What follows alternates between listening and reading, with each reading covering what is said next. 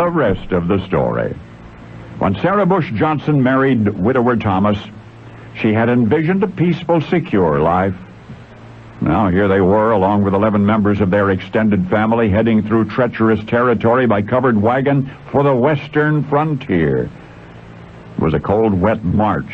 The river before them had overflowed its banks, turning the lonesome prairie into a lake of ice. With no way around the ice, the wagons started directly across. They'd made a quarter mile or so when Sarah's 21-year-old stepson cried out. All heads turned to see the young man's pet mongrel dog in the gray-white distance. The animal had apparently leaped from the wagon on which it was riding and was now stranded as the ice between them and him had begun to shatter.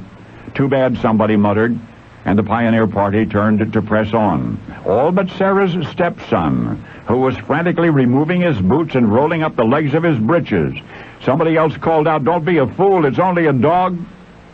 To which the young man replied that he could see where the water was shallow enough to wade if necessary. "Go on without me," he said.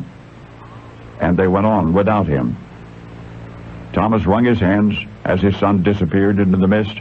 He recalled other occasions on which the boy had behaved similarly.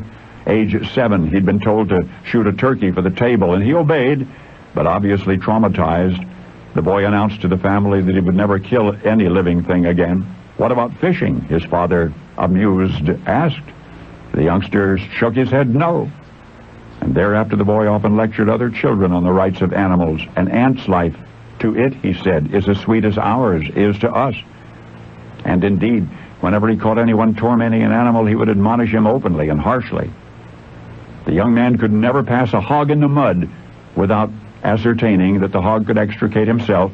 He once even climbed up onto a tall tree carrying 2 baby birds that he'd found on the ground after a storm, and despite the ridicule of his friends, he did not come down until he had discovered the bird's nest and returned the tiny birds to that nest.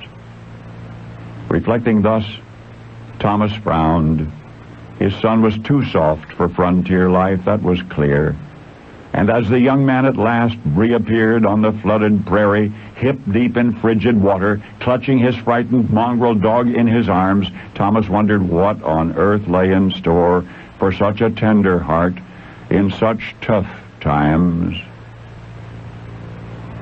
Well, the answer is that the young man became what we would now call an activist, a voice for the voiceless. Remember this about him.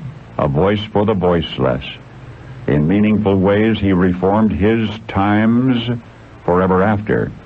In the early spring of 1830, Thomas and Sarah and their family eventually reached their frontier destination called Macon County, Illinois, where their son would write his first of many essays, and the subject, what else, was his intolerance of cruelty to animals. Remember that when next you think of him.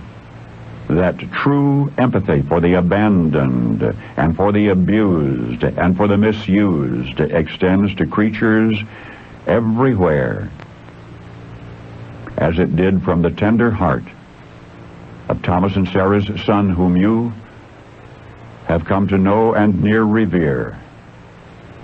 For their son was Abraham Lincoln.